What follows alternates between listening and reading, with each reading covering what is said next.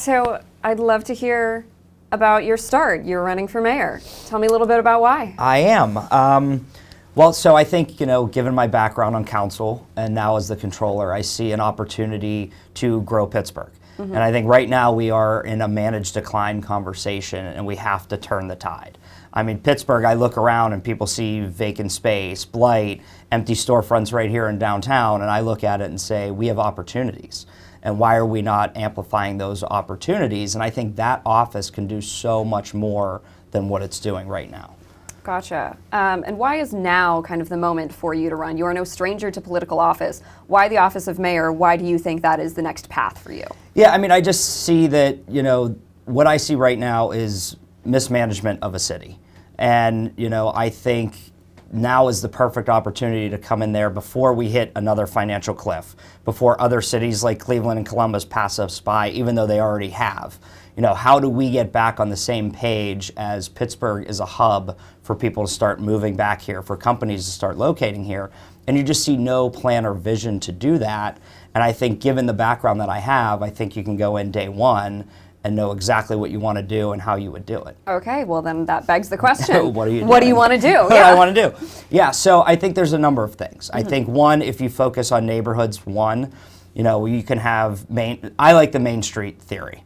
You invest $1 million in 10 different main streets in Pittsburgh and you start seeing a change because it's where the heart of each and every neighborhood are. So you take, 10 at a time, but you keep plugging along and you start moving and then eventually you do that all over the city. I also think we're not having a long-term conversation about families living here. And I think it caught my eye now that I have a 3 and a 1.5-year-old, we are going to stay here. How do I convince other people to stay here? And I think Pittsburgh should be every family's first choice. And right now, we're not having those long-term conversations. We know the schools are going to go from 52 to 40. Okay, what is the city going to do to either look at those 12 empty schools, but also what are we going to do for families that want more activity in the summer, more activity probably before school rather than just after school? So those are conversations that aren't happening, and it's just because people aren't aligned being aggressive in those conversations. And do you think you have the political capital, let's say, to facilitate those conversations should you win the mayor race? Absolutely. I mean, I think if you look at my record, it was always to get people together to solve the problem. Did I fix every pothole? No. I mean, let's be realistic. But when you look at from top tier down, and I always use Hazelwood Green as a prime example, vacant steel mill site. Now we have billions of dollars going into it where residents can now be part of that community. And I think if you take each and every neighborhood, each and every vacant lot, you have space and opportunity to actually grow Pittsburgh. And I think when you're talking about after-school summer programs, as we were about kids and enticing families to stay here longer than, once they get to high school, everybody seems to go to the suburbs. It's fields, it's parks, it's our rec centers that have the ability to be used, and we're not using them properly because we're not bringing in other nonprofits to have conversations about that. The libraries, the science museums, what can we talk to them about helping to build a future and entice kids and families to pick Pittsburgh? You've mentioned a lot of these strong initiatives to pour money into local neighborhoods, to bring families into play. Tell me, where are you getting the money for all this? Well, I mean, if you just look at the overall budget, let's be strategic in what we're doing. This administration spent $6 million on a planning study. You have good planners in the planning department. That $6 million should be spent on people and places. The more studies that we do, it's draining our budget, but you're not seeing capital investment in our neighborhoods, and that's where you need to make that capital investment in order to turn around this city. And I just think we've studied the city so many times over the years that the neighborhood and the people, they know what to do in their neighborhoods. They know how to fix it. You mentioned that these studies are a drain of public resources to you. Can you tell me how these studies differ from your current office as controller of the county? You are auditing and spending time looking for efficiency and planning for the future. How would those two things different that you justify your office? Yeah, I think being the controller gives me a different perspective. The decade and a half on council, you know public works, each department throughout the city very well, and you can make the changes changes that you want right away. But then having, the controller hat for the last couple years shows me where we've been ineffective in spending. So if you look at the audits that we did, clean air, that money should be spent on neighbors and residents, and it wasn't. Crime and justice, I think that's a long-term conversation, but we've audited the jail a few times, especially when it comes to youth, and if a parent or guardian is in the jail, what happens to the kids? We're not focusing on marginalized communities, and that's where we found a lot of wasteful spending in the controller's office. Yes. And I've noticed you have this pattern of these quality of life audits, of looking at some of these bigger picture issues in the city. Can you tell me a bit about how you think you will be able to enforce these? It's very easy to be the person on the sidelines pointing at the other team and saying this is what's wrong with the city. And while you have proposed multiple plans for increased efficiency through these audits, what makes you think you will be able to enforce these plans if you take the mayorship? Yeah, I think it's the alignment and getting it done. It's bringing in partners from all different walks and having them have, here's our goal. How do we get to our goal? The other audit that we did was on homelessness. We found that at one point in time, on a snapshot, there were 50 shelter beds that weren't being used. That's horrible. Those are the little things that if we are more transparent about the issue and where we see gaps, that's where the city and a leader can come in and fill those gaps. You talk about housing and the housing crisis that we're under. We're 6,000 plus units short for affordable housing. We're also about 15,000 short on, working class housing. So you're 20,000 plus short units on all different variables. And I think that's because you're not being effective in having shovel-ready sites so that we can build new housing all over the city. And that's the biggest issue. And you talk about wasted money. We had $350 million of ARP money. Where did that all go? It went to hiring 100 people at Public Works. It went to, studies that we were just talking about. That money needed to be spent in building a city of the future. Now that money's gone. And I think that's where the opportunity for me to come in and look at it and say, look, we don't have all of this money right now.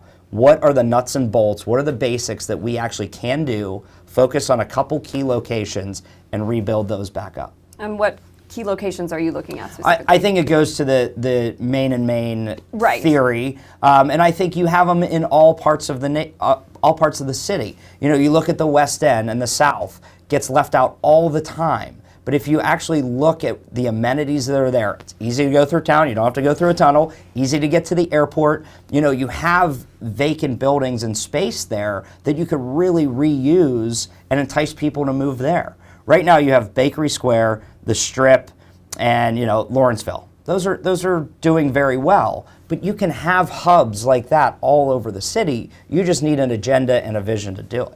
Okay, tell me more about that vision.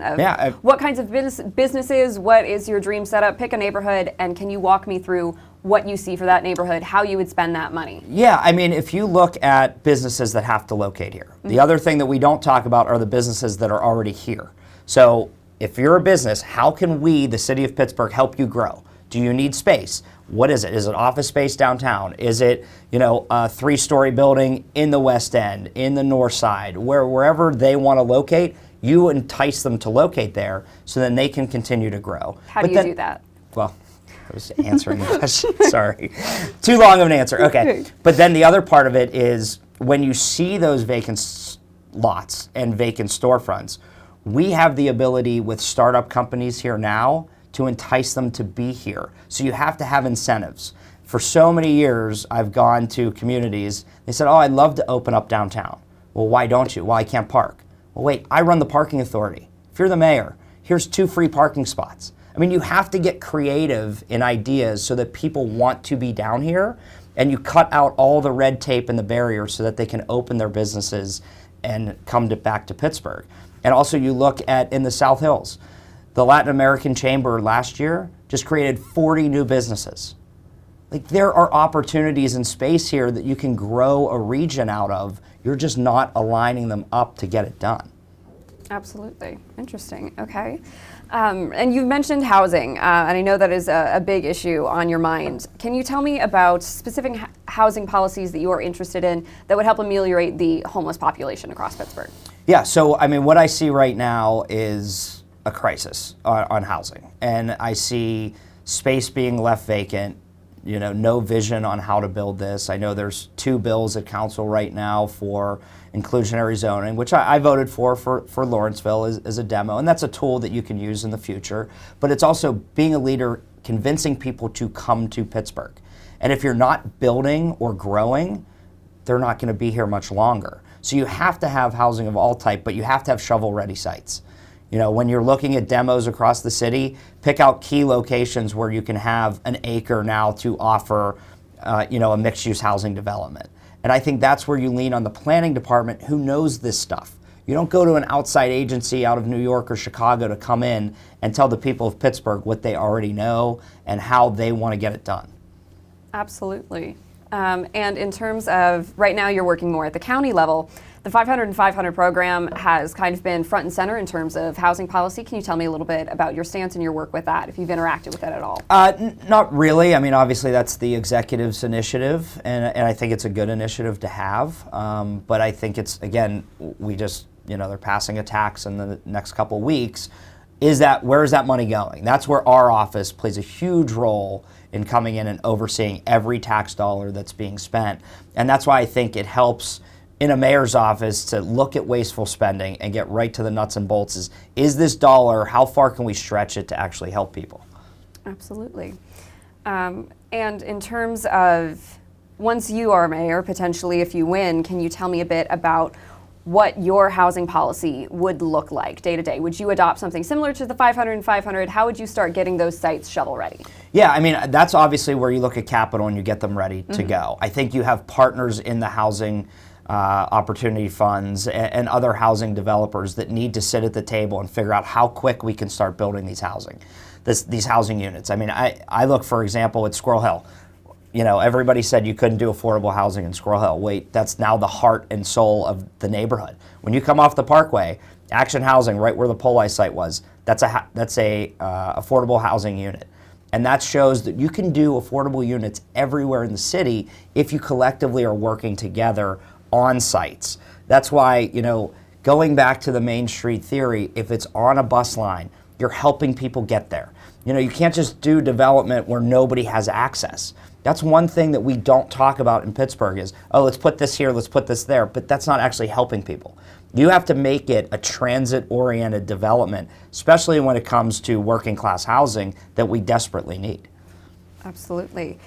I think you've mentioned a lot about finding these specific neighborhood pockets to fund, and I'm curious about downtown a bit. Is that even though crime has been declining, even though downtown is slowly coming back to life. I don't know if I'd believe that, but okay. Yeah.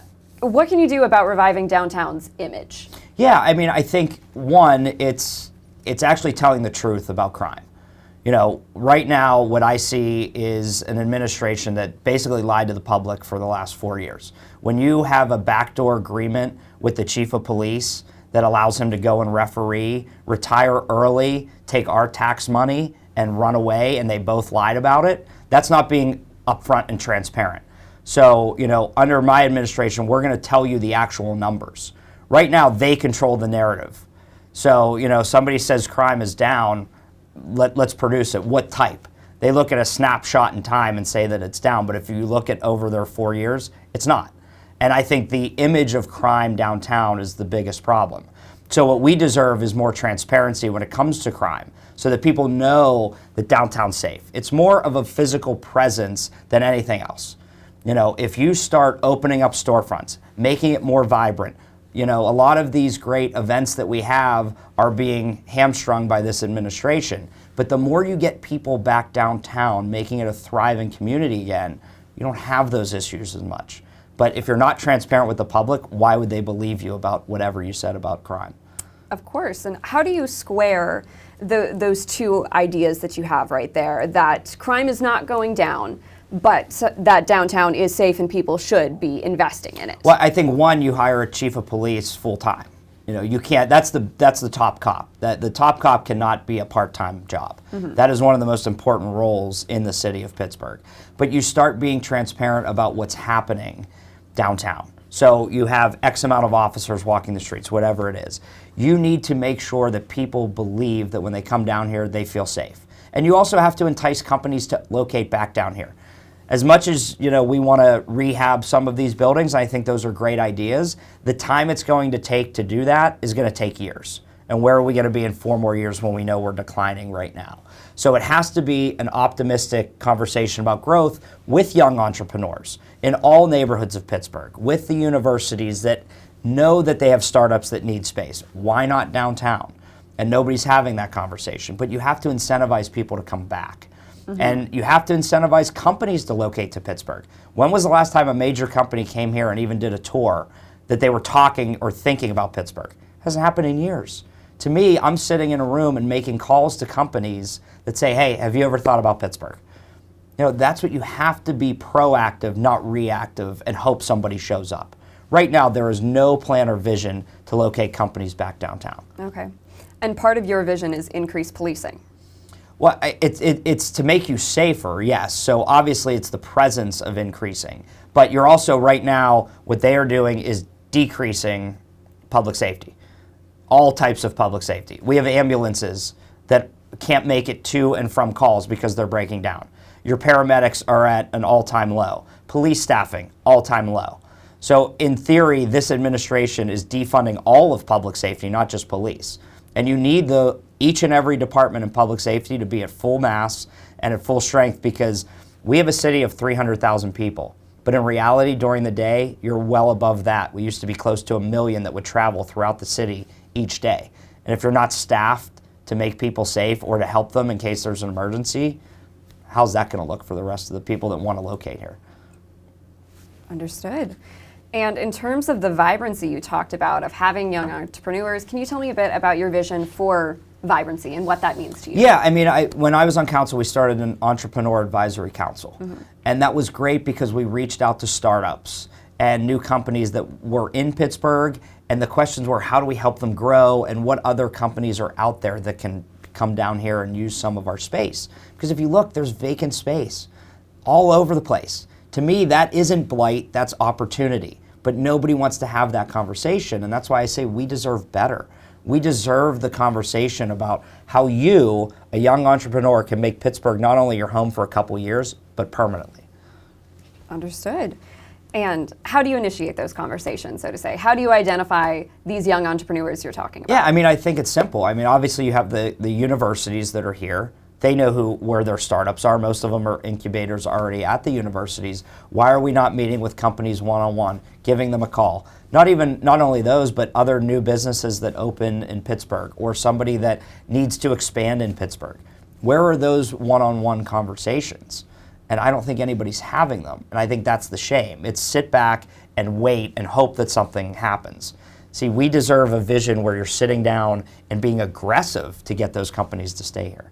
So you're looking at a one-on-one kind of tailored custom approach with these businesses. That, but also initiatives through the URA, initiatives through the parking authority, initiatives through building owners. Right now, let's take the Mellon building, for example. It's going to be gone in a couple years. They're turning the note back over. Well, the one who actually owns that is MetLife. So the first call should be to MetLife saying, if this building is yours, it's going to cost you $15 million to heat it every year for the rest of the existence of that building. What can we collectively do to be creative with all of that money you're going to be spending? How do we fill that building back up?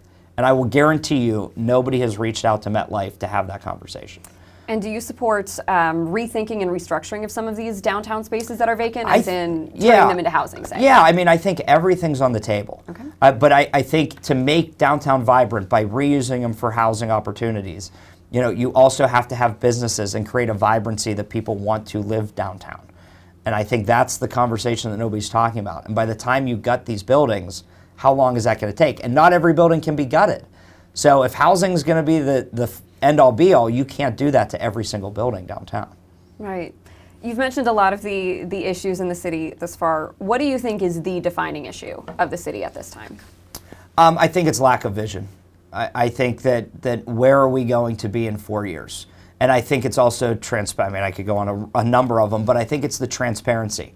The transparency with public safety, as we said, defunding all of those departments. That hurts each and every individual, but not having been transparent with us about backroom deals. That's our money that you're agreeing to, and you don't bring it up until after the fact. And lack of vision is just something that we don't hear about. What are we going to look like in 5 years? Their budget shows a decline in real estate investment. How do you exist when you have nothing to talk about in the future? And that's why I say this group is managing decline. The mayor is managing decline right now. He's not having a conversation about what Pittsburgh can be. And that's why I'm going to talk about the opportunities that I see all around us if you have forward thinking and you think about creative initiatives to get people back here. It's clear you're very passionate about the city. Maybe too much, yeah.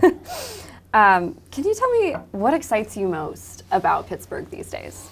I mean, I think it always ends and starts with the people. I mean, the people of Pittsburgh know what they're seeing around them.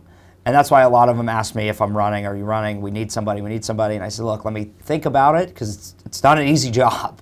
And I'll be the first one to tell you, I've seen it as a kid growing up. I've seen it as an elected official. It's not easy on yourself and on your family. But to me, Pittsburgh is a collective family that the people really push the initiatives. And that's your number one priority in any job, is the people of Pittsburgh. And you have to put them first. And I think when you start investing back in their neighborhoods, you produce the basics. You make sure that a police station's open at night when they have to call. You make sure there's enough paramedics to go and help them when something happens. You make sure our trucks don't break down when they're salting or plowing streets. Those are the biggest issues that we're seeing right now. And it comes back to neighborhood and basics, that people want a city that thinks of them first and not prioritize other people's initiatives. You mentioned having an up-close and personal experience with the mayorship. Can you tell me a little bit about how you either plan to differentiate yourself from your father or to continue his legacy? Yeah, no, I think it's totally different. I mean, he was the mayor, 20 plus years ago. It's a different city. Right then we started growing. I mean, Google had just located here. It was a growth kind of conversation. And now we're at a crossroads where, you're losing population. There's lack of vision. There's lack of transparency. There's lack of public safety. So you're really starting from scratch. And I actually think that's why I like this opportunity more than most, is you're starting, look all around us. Where's the vibrancy in our city? It's not there anymore. So I basically have a chance, if I'm successful, coming in, starting from brand new, being very creative in how you initiate all these initiatives that we're talking about, because you have no choice at this time. Pittsburgh has to grow to stay vibrant. We cannot continue to tax our way out of declines, and that's what we're going to do if things don't change. So we've seen the tax increase this year at the county level. Do you foresee that becoming an issue for the city of Pittsburgh? I see that if you actually go through the budget and you make proper cuts, first of all, you have to turn the mirror around and see what you're spending money on. If you're wasting our money, which is what they're doing right now, then you're leaving yourself in a hole where you're going to have to do that. I don't want to do that. I mean, I think there's enough money in that budget that you could stretch every dollar and you could start growing our tax base without having to go off of that cliff. But I think they are sleepwalking themselves into another disaster. I mean, you're close to Act 47 or receivership coming back because they're not making proper decisions. Hiring and hiring and hiring is not solving your problems. Investing will solve your problems. So you're looking at trimming down then some of the I think so. fat. Yeah, Okay. I mean, obviously you get in there, see what money's there, what's not, where are they transparent, where are they not, what are the funds looking like, what's the fund balance looking like. You're at $665 million right now for operating, 120 in capital. What bonds are going to be closing that we get that revenue back, how are we going to spend that. So there's a lot of things that you could do and look at within that budget where you save money, especially in the mayor's administration. It's the largest administration in decades. To me, you're going in with a thin, lean team that knows what they're doing, that can start day one and not look back. Tell me a bit about your team then. Who are these prize fighters? Well, you have to win first. So Who are you eyeing, at campaign least? team, I think is ready to go, and they're very experienced. I don't think I would look at staff until after you would win, the primary, and if fortunate enough to win that, fortunate enough to win the general, then you have your mindset on who that would be. I think I have people in mind, but obviously it's premature to say that right now. Of course. And in terms of your campaign, can you tell me a bit about who's funding your campaign? Obviously, the wheels got to turn somehow. Somebody's got to keep the lights on. Can you tell me a bit about your top funders? Yeah, I mean, we just started, of course. So we'll see. I think it's a lot of friends, it's business owners, it's family, it's people that want to see Pittsburgh succeed and they're not. And I think that's a huge issue that we're seeing. And, you know, I know that the mayor's had Republican developers already host fundraisers for him. And I know it's going to be, oh, Corey's the corporate guy coming back. I'm not. I'm actually the underdog in this race. I'm running against an incumbent mayor. So we're going to scratch and claw for every dollar we can find. And at the end of the day, if you look at my record, I've never been bought out by anybody. And I think that's what I bring to the table is yes, I need as much support as I possibly can have, but every issue that I ever voted on, I took it one at a time. And most of the time when I was on council, it was 9-0 votes. There were a couple 5-4 votes, and that was it. Can you tell me a bit about, you are hearkening on themes of transparency, which of course in the journalism world we're very big fans of. Can you tell me a bit about how you will translate that into your campaign? You're talking about having, spending your money wisely. How will you start that by being accountable to your donors? So, I mean, obviously there's reports that we make all the time. I think the first one is end of December, and then it's printed January. So obviously making sure that everybody sees where those reports are and making sure everybody knows who those donors are. Excellent, excellent, okay. I would love to hear about the most notable thing that you think Mayor Gainey hasn't done during his tenure. Most notable? Yes. I think when you look around, it is well, let's put it this way. I think it's a whack-a-mole administration. When they get a bad report, they turn and switch whatever strategy they might have had. So you look at the homeless encampments. There was a negative article, and now the next day they were down there moving people around. That's not a strategy. You stick to a game plan, and whether people like it or not, you have a vision and that's your plan. Here, there's no plan for any of it. It's, here's a bad report, let's go out and change it, then what? At one point, they were putting up signs to sell property at the URA. Got a bad article or somebody posted on social media, within an hour, the signs were taken down. So are these for sale? Are they not for sale? You can't always look at social media to dictate how you're going to operate a city. And to me, it's just your head is down the whole way. Here's my vision. Here's how we're going to get to it, and you stick to the plan. Does everybody like to plan every day? No, they don't. I mean, it's politics, and you're dealing with hundreds of thousands of people. So, not everybody's street gets paved each year. Everybody's pothole doesn't get fixed within an hour. But if you have no real plan, and it's just, again, as I said, it's really a whack-a-mole decision making coming from negative press or something on social media. Can you tell me a little bit about how you are planning to attract younger voters, which can be a tricky voting block specifically in a local election? Yeah, I mean, I think if you're looking at a progressive leader that's pragmatic, that got things done. I mean, right now, I couldn't tell you an initiative that this office is doing that's progressive at all. And here where my stance was on, we did the Affordable Housing Trust Fund. We did early childhood education, fought for gun safety, put bills in front of the Supreme Court on that. And we also passed the historic paid sick leave bill. Those were all of our bills at City Council that we passed. So to me, if you want somebody that's progressive, that gets stuff done, I'm your progressive voice. I just turned 40. I'm going to be here for a very long time and raising my kids here. The next 20 years of Pittsburgh, I want to see a great investment so that my kids stay here. And it's the same for younger people. Those are initiatives that we started, went all the way to the Supreme Court with paid sick leave. And now everybody in the city and now in the county have paid sick leave. So if it's a progressive issue that you want to have a discussion about, I've done it. This administration has done nothing progressive for anybody in the city of Pittsburgh. What do you think Mayor Gainey's administration has done well? Yeah, I mean, I think overall, I think the mayor is a nice guy. We've always been friends, and I've always supported him in his other races. I think that they've brought more diversity and an open mind to a lot of ideas, but I think the issue is they're not following up on those ideas, and we deserve better. And I think that's the issue. I think the mayor is very passionate about the city, just like I am, but we deserve better and we deserve a path forward. And I think that's where their big issue is. Right, right. I'd love to chat with you too about one of the biggest events and biggest alleged moneymakers coming to the city in the coming years and potentially under your administration, should you win, the NFL draft. Yes. And there's a lot of money being thrown about for that right now and for the planning stages. Can you tell me a little bit about your stance on the draft coming to Pittsburgh and how you plan to monitor spending? Yeah. So first I would say, obviously the draft's great. It's great to have it here. It's going to bring a lot of people in, and it's for 3 days. So what I see is a lack of transparency for where our money's going.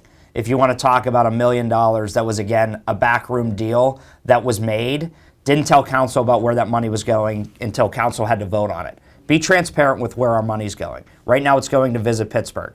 I don't mind spending $1 million on the draft because you're going to make the money back long term, but why are you not investing in infrastructure with that money? Go up to Mount Washington. Make sure that that looks absolutely perfect for the draft, because there's going to be a lot of people that come here and they're going to go directly up there. Invest more in Point State Park and everything around there. That's all state money that they're doing right now. But what is our money going to? And if it's just going to a video, that's a waste of money. To me, when the draft's here, you bring the executives and companies that are here, you talk to them, and you sell Pittsburgh. You don't let a video sell Pittsburgh. You're the mayor. You sell it yourself. And I think that's where the lack of transparency for where our money's going is really going to hurt us in the long term, because once that's gone, it's 3 quick days. Then what? Have a plan for after the draft. I guess my final question to you today is, what is the one thing you want voters to know about you? I just want them to know that I've always been an open book. A lot of people know who I am. I've been around for a very long time. I have a passion for this city. And I encourage them to look at my initiatives, what I've done in the past, what I plan to do in the future, and you look back and say that we can afford another 4 years of this administration. I don't believe that we can. And if you want to have a conversation about where Pittsburgh needs to be, not just on a local level, but on a national level, I have the ability to get us back there. And I think that's the one thing that I will say is my decade long on council and now as the controller, I am absolutely prepared to start day one. I don't need a transition 6 months. We'll be ready to go day one. Excellent. Well, thank you so much for making time to me, Mr. O'Connor. I really appreciate it. Thank you. Yes. All right. Take care. Yeah.